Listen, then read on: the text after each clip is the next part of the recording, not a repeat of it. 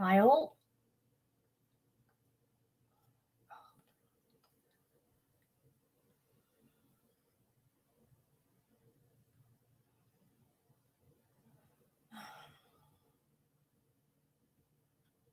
Hang on.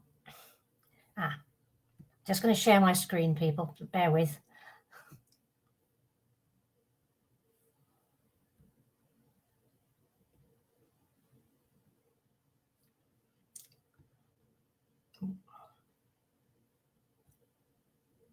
Okay, I'm rather hoping you can see a presentation now.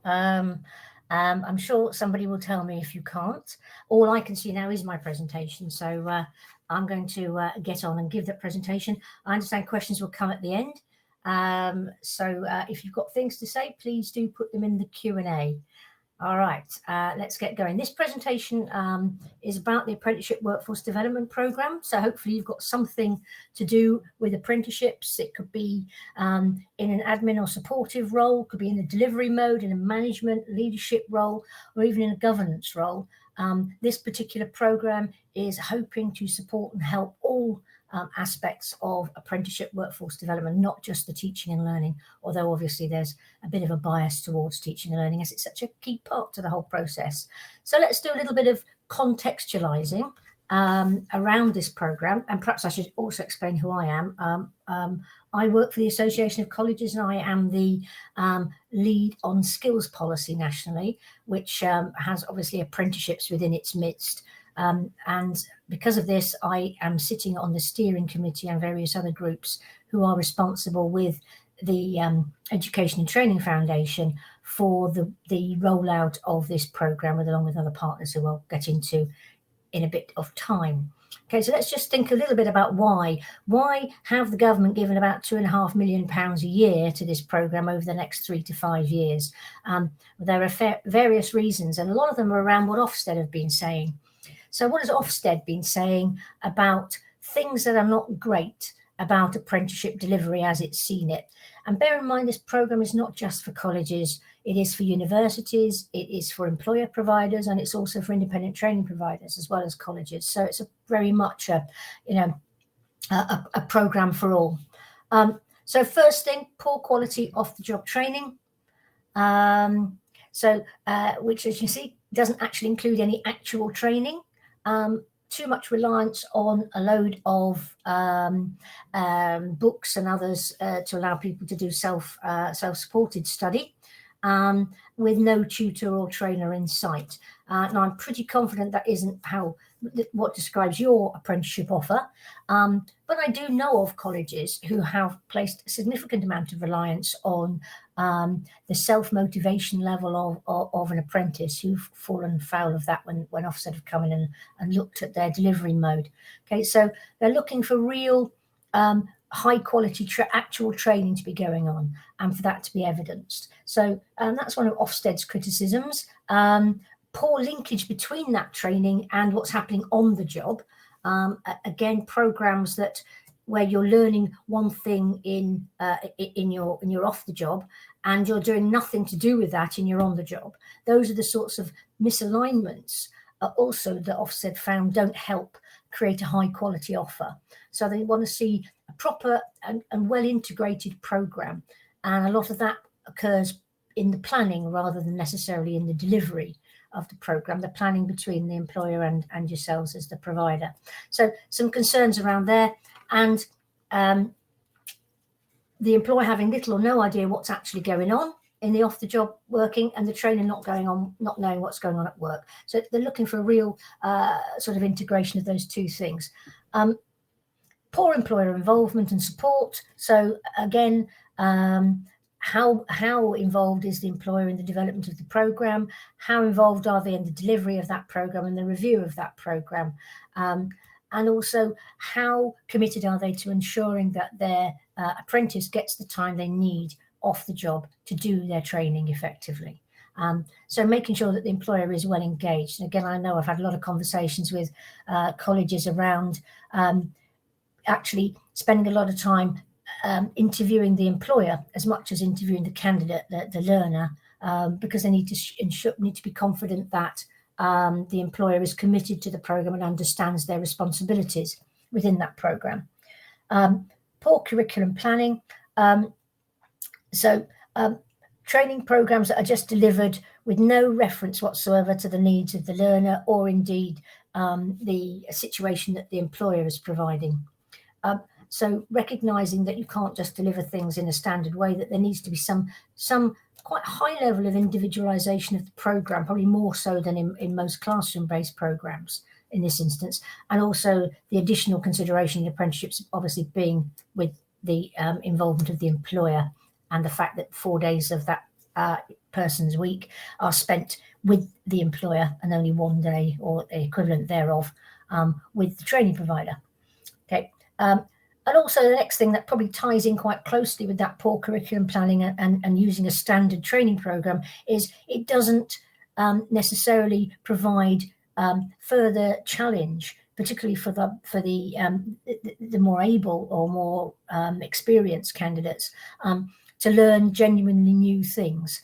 It's not taking into account that what's already in place, and it's not pushing necessarily the apprentices to achieve at higher levels. So, for example, looking to get them to a distinction level rather than just a pass level.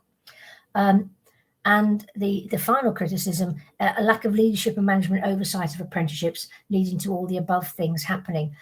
And that still does seem to be prevalent, I have to say, to a degree, in that a lot of the conversations I've been having around this workforce development program have been identifying the fact that there is not necessarily a good depth of knowledge in the leadership and management team within the college in support of apprenticeships, in that a lot of the leadership and management team haven't been through the apprenticeship route and don't have a strong in-depth knowledge of what it is that the apprenticeship team have to do on a daily basis to make that program work.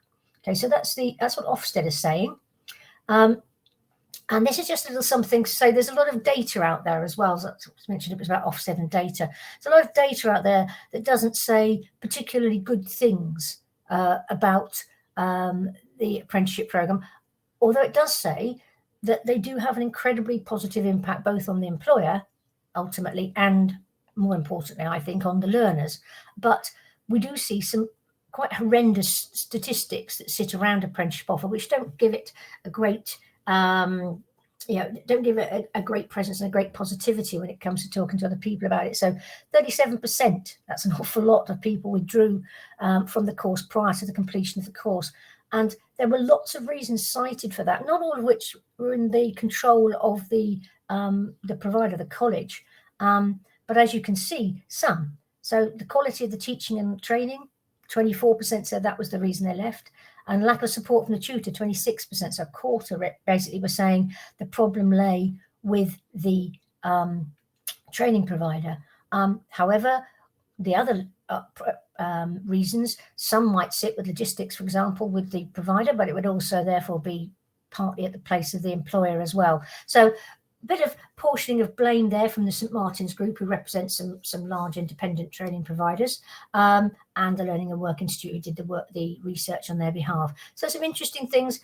Not sure it's terribly helpful, as are all the stats that tell us about what the levels of achievement are at the moment.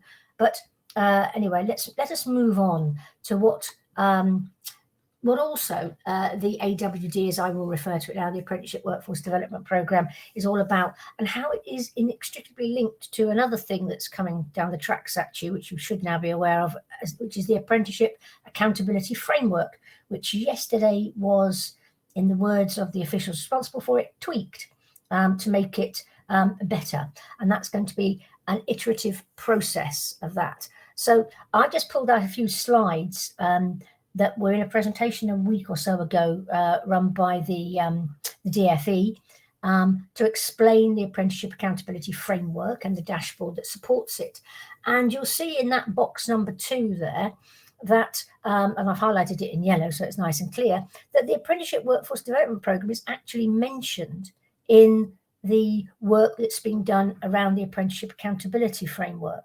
So one of the likely supports that might be put in place, if your provision is picking up a lot of oranges and reds in the Apprenticeship Accountability Framework dashboard, then You might, great. You might find yourself referred, sorry about that's my phone. You might find yourself referred to the Apprenticeship Workforce Development Programme to undertake training in order to help you overcome whatever it is that keeps being flagged up on your dashboard as amber or red. So there's a lot of linkage going on between this programme and what's happening in the way in which colleges are being managed in the delivery of their apprenticeship programs. So some real clear links going on now, and we're expecting those to get more so. So this program, the AWD program, isn't going to be all about referrals from the DFE via the framework and the dashboard to the program, so that we end up with colleges and universities and independent training providers who have been found to have issues that need support, and some of that support can come through the training through the AWD. It'll also be about how we support those providers who aren't flagging up as amber and red on the dashboard to get better, to improve, to share their best practice and so on. So there's quite a lot of work in the programme that is outside of this, but it's very important to point out that it is all linked to the way in which the government see themselves managing the apprenticeship provider network effectively over the next little while. So again, this is just a flag up again, another slide taken from the same presentation about that apprenticeship accountability framework. Again, a reference to say requiring training providers to complete specified modules, which is one of the interventions that the DFE see at their fingertips to help support providers who are finding it challenging to get to a higher level of quality in terms of delivery. Okay, so that's just a little bit of context about where this program's sitting in the world. So clearly DFE are seeing it as quite an important part of the package. And so let's just talk about what is in that package then. So first and foremost, it's a partnership, new way of working. What normally happens with these types of programs is ETF bid into the government through DFE for the funding. They hopefully win the bid. And then they ask organisations such as AoC, AELP, SDN, the Strategic Development Network, and UVAC, who represent universities who deliver apprenticeships, come to organisations like us and ask us if we'd like to bid in. We haven't done it that way around this time. This time, all of those organisations sat round the table to put the bid into DFE together. So this really is a partnership. ETF are leading because somebody has to, but we're all working in direct partnership with ETF in the delivery of this programme. So what is the programme? As I said, it started in 2022, but you wouldn't have noticed because this has all been about doing some training needs analysis for the sector. So we're in the process of undertaking training needs analysis to identify what we should be delivering in the programme for subsequent years. So it will run till 2025, and it could run for another 2 or even 3 years after that. There is a small programme that already exists that already delivers a few programs that are available to you right now for free of charge on the Future Learn platform of the ETF. But it's going to support learning at all levels, hence the inclusion of UVAC into the process. So all levels of apprenticeships from levels 2 to 7, and all types of providers and all people within the provision. Okay, so we are looking at the whole thing and the whole range. The existing programme then, these are the programmes that are available to you currently online. Assessor to Teacher, Technical Training, Technical Curriculum Design and Apprenticeship Leadership. Each one of those little bullets is a separate course that you can sign up for today and work through. And then on top of that, on the right-hand side of this screen, you'll see Working Effectively with Employers, a checklist guide for apprenticeship providers. So far in our training needs analysis work that we've been undertaking, what I'm being told by colleges is basically you need not only a checklist for you to work with employers, which is a useful thing to have, but also a checklist for employers to work with you. That actually a lot of your problems stem from the fact that employers don't genuinely understand what it is they're signing up to, and that your internal management and leadership doesn't necessarily understand what it is that you're up to. So actually quite a lot of the research is showing us that sorry, it's my front doorbell. What colleges are trying to achieve is being thwarted a little bit by the fact that other people don't understand you quite as well as they might. Okay. So the training program is divided into 3 parts. I've already mentioned the training needs analysis bit, which is the bit we're doing now. We're doing at the moment focus groups. So we're having detailed dives for 2.5 hours with a very small bunch of people to look through a little bit more detail what it is people think they might need from the program.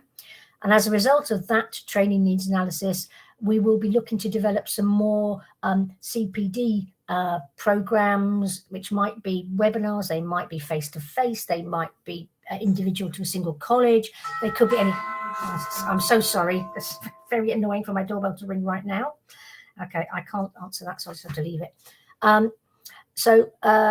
Yes, so what we're trying to do now is use the training analysis to develop the Objective B continuous professional development activity, but also to inform Objective C, which is where I think perhaps this program varies quite significantly from others, where it's seeking not only to develop training programs, but also to develop networking opportunities, such as today, okay, communities of practice and ways in which you can build collaboration and knowledge sharing to allow collaborative partnerships, not just necessarily between colleges, but also potentially between colleges and universities and colleges and independent training providers and even employer providers as well.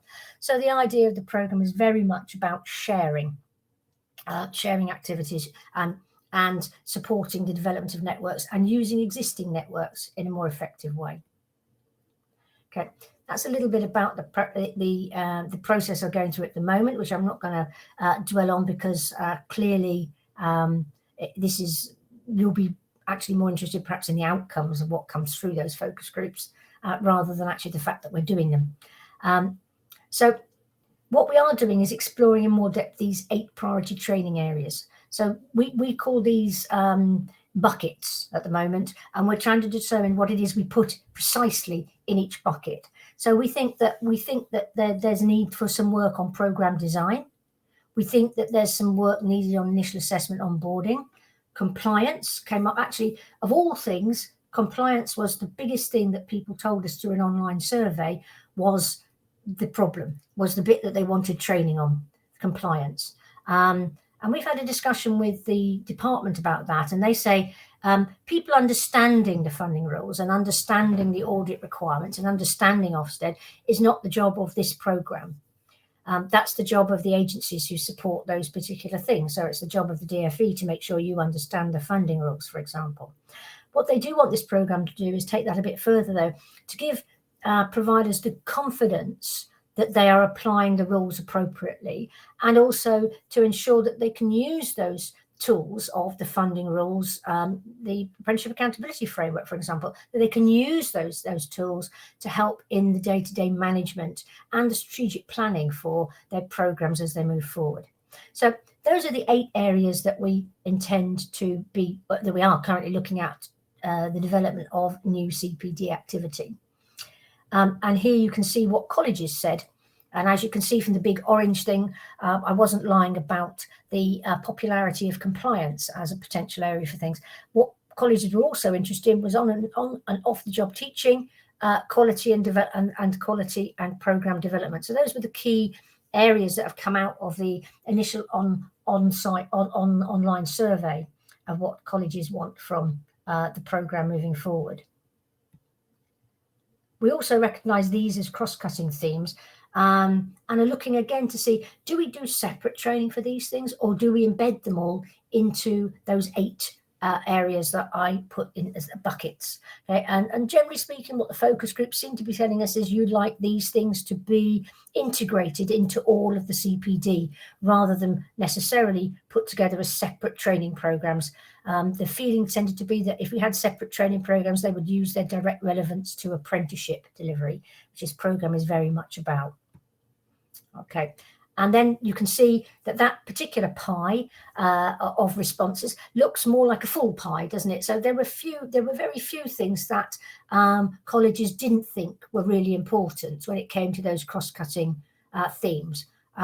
So slightly less interest in embedding careers advice and guidance, which we thought was quite strange, and slightly less in terms of working with professional, statutory and regulatory bodies.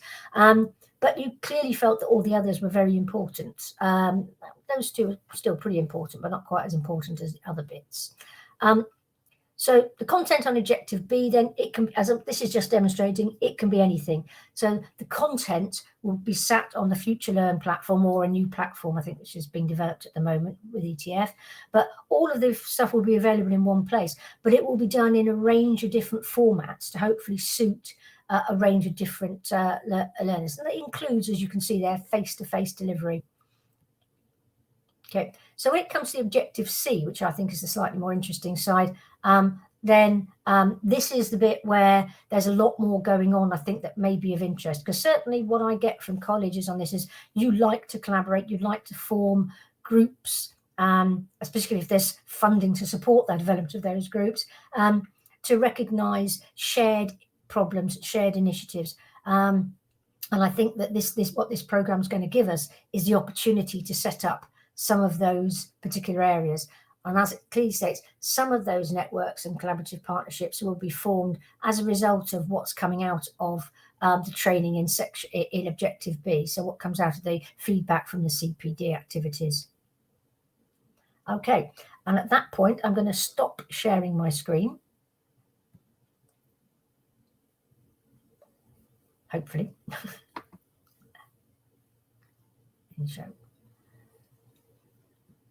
And come back in here. Okay, that seems to have worked. Okay. Okay, so that is my whistle-stop tour of the Apprenticeship Workforce Development Programme. And I do believe today is the day that the first set of Objective C opportunities have been released into the wild for people to apply to. There's individual research projects funding. So if there's anything particularly you feel you'd like to research into the apprenticeship world, then you can put in a bid for, I think it's about £5,000 to do a research project on that to share with the program with other colleges and other providers. And there's also some money for collaborative projects as well. So again, if you've got any interest in that, I'm sure I'll be able to send through a link via Mark or others who we've been engaging with to get this in front of you today. Okay, and at that point, I'm going to shut up and say, if you do have any questions, if you want to make any comments, if you feel that what I've just told you is complete nonsense and that it doesn't reflect at all what you think is needed, then now's the time. And so you've got an opportunity to influence what may result or may end up in those buckets that I talked about in the presentation.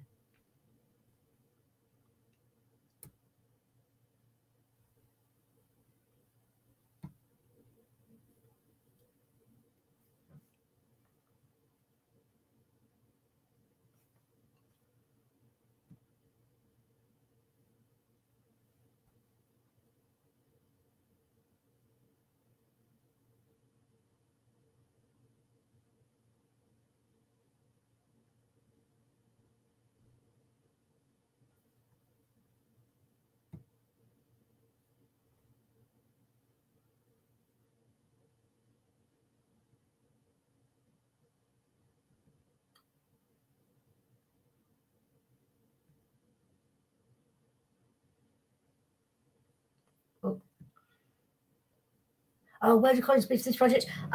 There'll be a link to do the bidding. It'll go through ETF. So if you visit the Education Training Foundation's website, you should find links to them. As I said, they're supposed to be going up today, but as is traditional with these things are usually delayed a little bit. So you might find that not going up till early next week.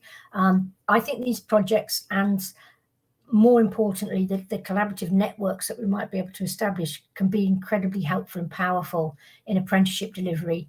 One of the things that's really come across in the focus group work is how isolated quite a lot of colleges, apprenticeship people feel, because they're just given this standard and there's no real structure to how they put the program together. And so there's sort of a bit of nervousness about, well, is my program looking the same as the other providers who are working on this standard? And wouldn't it be nice if you could talk to some of those other providers who are working on that standard so that you can share what it is you're doing and then help each other to improve a little bit in what you're doing. What we also recognise is that there's very, very little research undertaken in this apprenticeship area. We get lots and lots of data thrown at us, but we don't have much in the way of in-depth research. So I think it'd be really helpful to do some small, focused little projects that start building up a body of research that helps us to better understand what's happening and where the barriers and the problems are in apprenticeship delivery that mean people are getting quite scared about the thought of achieving a 67% success rate, which in any other program would be considered probably an abject failure. So I think we all want to push things up, but we really need to understand what the problems are before we start jumping in and trying to solve these problems. And this is hopefully what the AWD will help us do, alongside supporting those providers who have already been identified as having a few problems and challenges in making their offer strong and effective.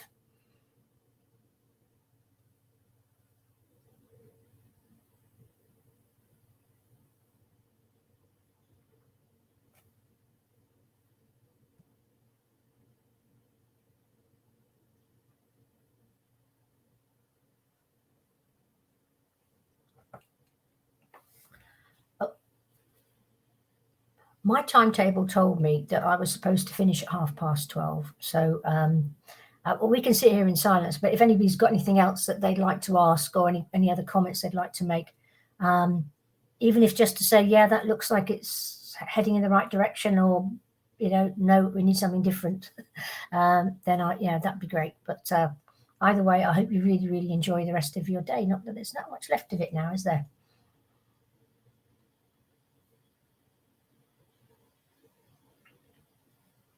That's great. Thank you, Teresa. I think I'm going to stop that there and let everybody move off to the other rooms. So we've got Colin Gallery in the central hall, and in the right hall, we've got Jonathan Smith. So if everybody wants to use the event map at the top of your screen, and you can move to those rooms now. But thank you very much, Teresa. That was great. Thank you.